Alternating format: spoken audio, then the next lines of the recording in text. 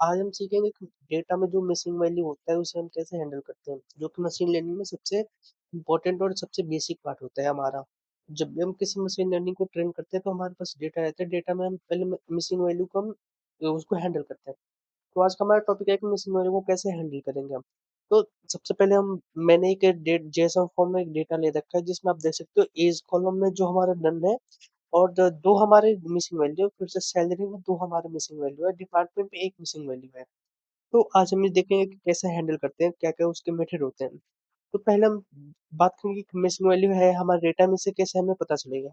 तो हम पहले इन पांडास को एज एलियास पीडी के रूप में हम इंपोर्ट करेंगे, उसके बाद से जो हमारा डेटा रहेगा, जैसे यहाँ पर मैंने जेसन फॉर्म में लिया है, लेकिन अगर आपके पास सीएसवी रहेगा तो सिंपल सी वहां पर भी हमें सीएसवी का केवल पाथ देना होगा। उसके बाद से मैंने जो हमारा डीएफ एक वेरिएबल है, इसमें मैंने डेटा फ्रेम को अपना स्टोर कराया हुआ है। उसके बाद से हम देखेंगे कि df डॉट रीजनल डॉट सम, ये हमारा फंक्शन है जिससे हमें पता चलेगा कि हमारे डेटा में कितना मिसिंग वैल्यूज है। अब अगर मैं इसको एक बार रन करता हूँ तो आप देख सकते हो कि हमारे जो नेम कॉलम है उसमें जीरो मिसिंग वैल्यू है। आप देख भी सकते हो हमारे नेम कॉलम में सबका नेम है, एज में हमारे दो मिसिंग वैल्यू है, जो कि यहाँ पर देखो आप नन है, ये भी नन है। सैलरी में भी हमारे दो मिसिंग वैल्यू है, नन है नन है। हमारे डिपार्टमेंट में केवल एक मिसिंग वैल्यू है जिसमें केवल एक नन है। तो इससे हमें पता चल गया कितना नन है, कितना हमारे मिसिंग वैल्यूज है, किस कॉलम में कितने मिसिंग वैल्यू है। अगर हम बात करें अप्रोच मिसिंग वैल्यू जो हमारे हैं, इसको या कौन कौन से अप्रोच होते हैं सॉल्व करने के, तो पहला अप्रोच है हमारा रो ड्रॉप करना। ये रो ड्रॉप करना मतलब मिसिंग वैल्यू में जो जो मिसिंग वैल्यू है जिस रो में उसको हम ड्रॉप कर देंगे। अगर इसे हम समझेंगे अभी आगे तो देखो पहले ये सिंपल होता है, लेकिन डेटा इसमें बहुत ज्यादा लॉस होता है, क्योंकि आप देखो केवल इसमें एक मिसिंग वैल्यू है नन, लेकिन जब हम इसे हम रो ड्रॉप करेंगे तो ये बाकी पूरा रो ड्रॉप हो जाएगा। नन 8,000, नन चार्ली, यानी ये जो है ना चार्ली चार्ली के बाद से जो 45 नन है ये पूरा ड्रॉप हो जाएगा। अगर हम बात करें इसे कैसे यूज करते हैं तो हम सबसे पहले डीएफ डॉट ड्रॉप एनए लिखेंगे, उसको डीएफ क्लीन में स्टोर करा देंगे और डीएफ क्लीन क्लीन को हम रन करेंगे।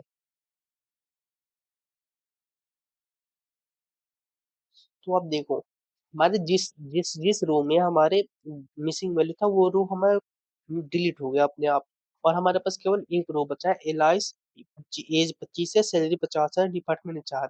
अगर हम ऊपर जाएं तो हम देखते हैं कि एलाइस एलाइस था, इसके सामने 25 था एज, इसकी सैलरी थी 50 है, डिपार्टमेंट था 4।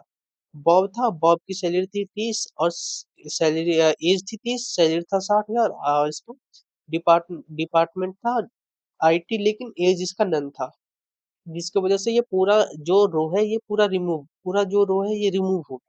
और वैसे हम बात करें चार्ली का, तो चार्ली का नेम चार्ली था, एज इसका 30 था, लेकिन सैलरी नन था, तो इसका पूरा रो डिलीट हो गया। डेविड की बात करें तो डेविड में भी सेम हमारा एज नन था। अगर एव की बात करें, एव का भी सैलरी नन था, तो हमारा बस वही रो बचा जिसमें हमारा नन वैल्यू नहीं था। एलाइस था, नेम एलाइस था, एज का एज 25 था, सैलरी 50 थी, डिपार्टमेंट एचआर था। तो आप देखो आप हमें केवल वही रो मिला है जिसमें नन वैल्यू नहीं थे, बाकी सारे सारे रो हमारे डिलीट हो गए। तो वहां पे यही लिखा है कि डेटा लॉस बहुत हो सकता है, इसको तभी यूज करेंगे हम जब मिसिंग वैल्यू बहुत कम हो।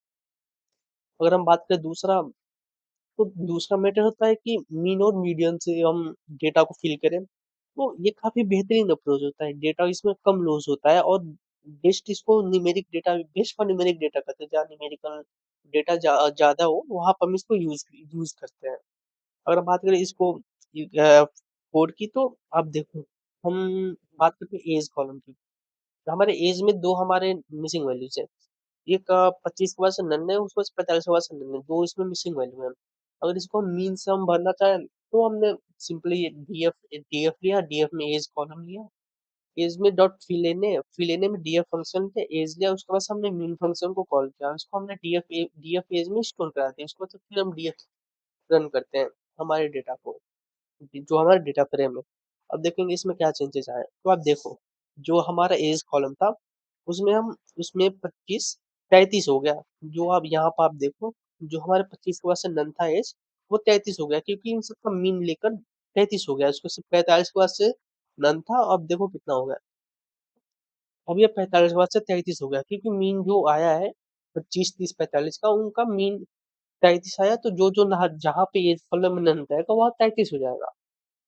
अगर वैसे ही बात करें मीडियन की तो डीएफ अगर हम सैलरी का मीडियन निकाले, आप देखो यहाँ पर सैलरी 50 है, 60 है, नन है, ये भी नन है। तो डीएफ सैलरी कॉलम लेते हैं हम, उसके बाद से डीएफ सैलरी में स्टोर करा देते हैं, उसके बाद से डॉट फिल लेने और डीएफ सैलरी डॉट मीडियन, ये हमारा फंक्शन रहेगा जिसमें हम कोड जिससे हमारे मीडियन निकलेगा, और हम इसको डीएफ को स्टोर करके डीएफ को रन करते हैं।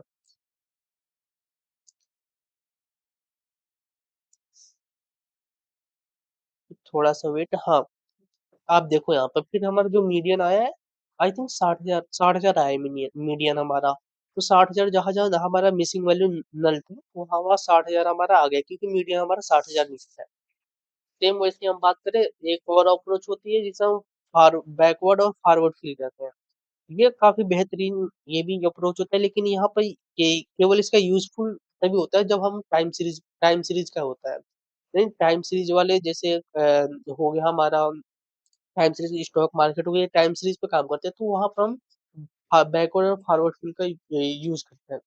तो इसके लिए सबसे पहले हमें फ्रॉम टेक्स्ट वर्ड से इंपोर्ट कराना होगा फिल को, जो एक लाइब्रेरी है फ्रॉम टेक्स्ट टेक्स्ट रैप, वहां हम इंपोर्ट करेंगे फिल को। फॉरवर्ड अगर हम बात करें df equal to df dot fill, यानी मेथड लिख देंगे double F I double L, यानी फिल का आगे केवल एफ लगा देंगे आप।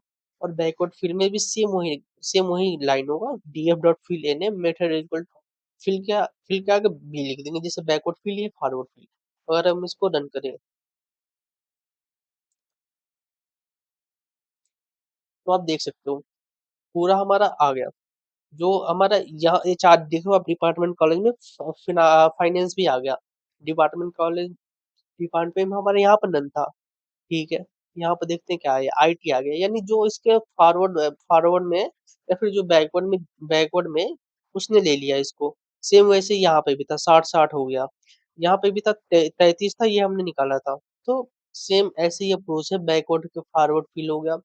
तो बेसिकली हम बात करें कंक्लूजन की, तो मिसिंग डेटा को प्रॉपर्ली हैंडल हैंडल करना बहुत जरूरी होता है, और एक्यूरेसी इंप्रूव होती है इससे, क्योंकि जो हमारे लॉसेस डेटा होते हैं वो हमारे एक्यूरेसी को बहुत कम कर देते हैं। और इसके लिए हमने अप्रोच देखा, मीन देखा, मीडियन देखा, ड्रॉप इन ने देखा, फॉरवर्ड फील्ड देखा, बैकवर्ड फील्ड देखा, टेक्निक देखा, यानी इसको समझकर हमने इम्प्लीमेंट भी कि कोड अगर आप देखो तो आप खुद से प्रैक्टिस भी कर सकते हो।